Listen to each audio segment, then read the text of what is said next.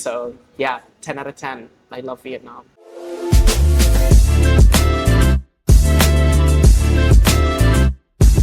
Hi there, my name is Luki. I'm a filmmaker and a documentary festival worker. I'm here in Hanoi working at the Complex 01, organizing some workshops about filmmaking and queer film festival. There was an art house film theater near my home in the Netherlands where I grew up, and I always went there, hung out there. I did a lot of workshops there when I was young. They had some film programs that, were aimed towards youth, and I really enjoyed doing that. And then as a queer person, it just sort of developed naturally that like expressing myself as a person, but then also expressing myself artistically sort of became one and the same.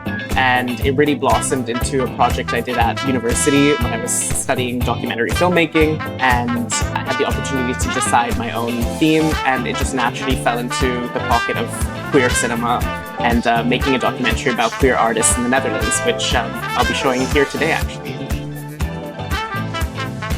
I think it's super important to have a space like this in your city, and even cities in Europe or in the US or whatever, a lot of places don't have places like Complex 01. So it's a really big plus for Hanoi to have this space. And even though it's relatively new, there's so many interesting projects that are starting here, and the possibility, basically confirmed possibility, that this summer there'll be a new film theater opened here. For the film community, that's very important because there aren't many places to show independent cinema here in Hanoi. So this will be a very new chapter for the city as a whole, and without this space, there is no space kind of to show that. So it's kind of very, very important that it exists.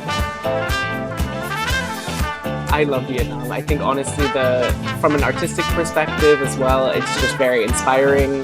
The shapes, the designs, and also the way that people talk and communicate with one another is very special to me, or very unique.